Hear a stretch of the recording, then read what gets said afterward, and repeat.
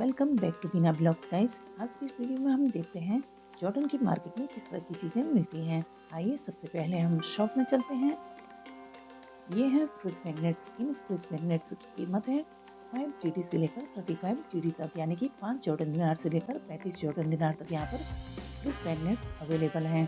जैसे कि हम जानते हैं, हम जिस भी कंट्री में जाते हैं वहाँ की निशानी के तौर पर एक फ्रिज मैग्नेट ज़रूर लेकर आते हैं। और भी इस शॉप में आपको कुछ अलग और नई चीज़ें देखने को मिल जाएंगी। हमारे साथ आए हुए काफ़ी टूरिस्ट ने यहाँ पर फ्रिज मैग्नेट खरीदे और साथ में कई सारे लोगों ने यहाँ से स्कार्फ भी खरीदे। स्कार्फ यहाँ का एक खूबसूरत परिधान है जो कि आप कई सारे लोगों के सर पर बंधा हुआ देख सकते हैं। इस शॉप में आपको कई चीज़ें नई और अलग मिल जाएंगी। चलिए देखते हैं इस शॉप में क्या क्या चीज़ें नई और स्पेशल हैं। अगर आप जॉर्डन जाने वाले हैं या फिर जॉर्डन जाना चाहते हैं और आपको शॉपिंग करने का अगर बहुत शौक है तो आपको ये वीडियो बहुत हेल्पफुल होगी। इस वीडियो के माध्यम से आप देख सकते हैं जॉर्डन में किस तरह की चीज़ें मिलती हैं। हमने जॉर्डन की मार्केट घूमी लेकिन हमें वीडियो शूट करने का मौका नहीं मिला। लास्ट में मैंने ये वीडियो शूट की है। इस वीडियो के माध्यम से आप जान सकते हैं कि जॉर्डन की मार्केट में भी यही सारी चीज़ें मिलती हैं जो मैं अपनी वीडियोस में आपको दिखा रही हूँ।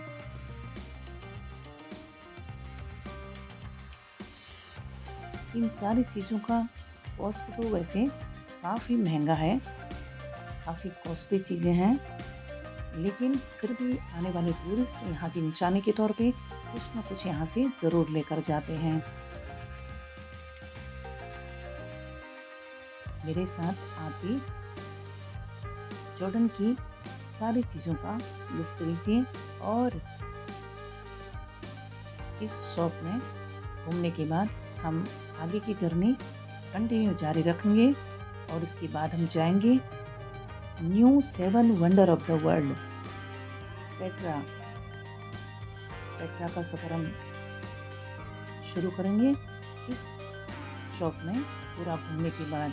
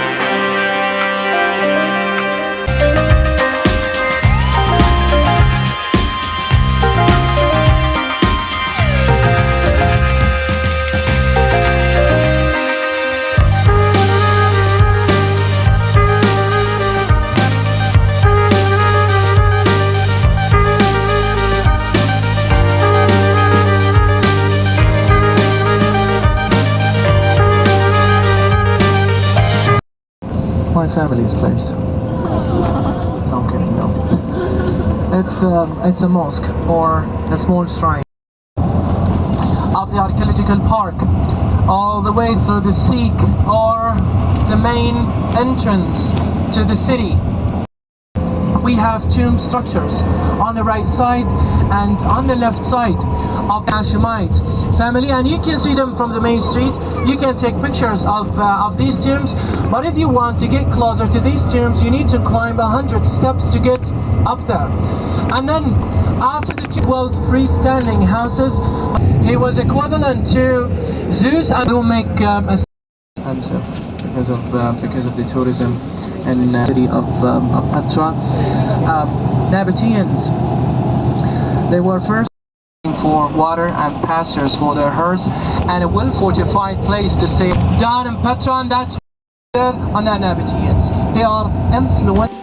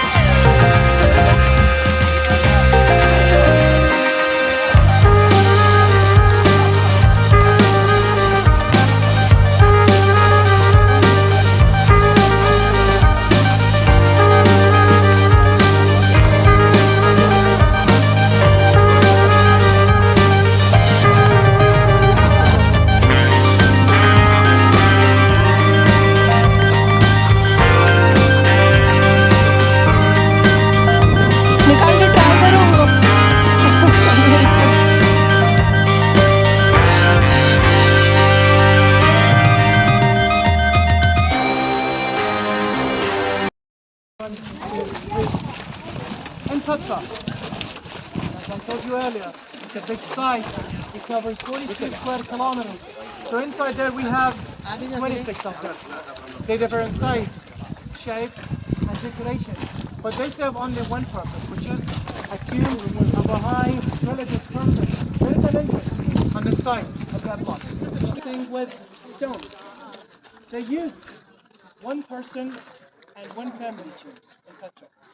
Without a person or a family tomb, they usually way down between the second half of the first century before the Christ and the first half of the first century AD, 100 years, 50 of them before the Christ and 50 after the Christ. Within that period, most of the structures inside Petra have been carved using different chisels and hammers, bronze and iron, chisels and hammers. We have nothing in Petra and in Wadi Mūsā but sandstone. So sandstone is very soft. It's easy to use these simple tools to carve everything out of these mountains. Now, the Bedouins or the locals, well, these caves for over 200 years, but in 1985, when the city named as a UNESCO heritage site, the government forced them to leave these caves. It's a small village, 4 kilometers away from here, and nowadays they live up there in that village. They gave them residential units back then in 1985, but today you will see almost all of them in Petra, trying to make some living. They work with their horses, camels, donkeys, mules down there, vendors walking around trying to sell stuff. And some of them will try to convince you to go up to a viewpoint where you can see from the top. You take that famous Instagram picture of the tragedy from the top. If you are interested to do that, you can do it, but you have to be, and they will charge you money for that. They won't let you go up there for free, so they will charge you like 5 Jordanian dinars per person or $7 to go up to that viewpoint or to take that picture from the top. If you're interested, you can do that when we get down there. Those people, or the Bedouins, believe that the blocks that we have on the right side were inhabited by souls, by spirits, because of the weird sound that they used to hear when the wind blows between that mountain and the blocks. And that's why we call them Genie blocks.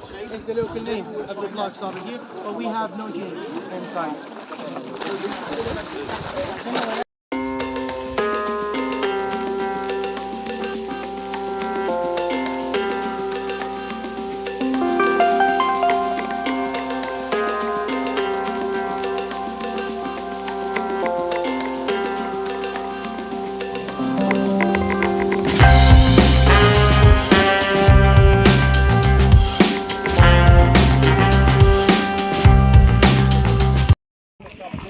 Some of them were tombs and some were houses.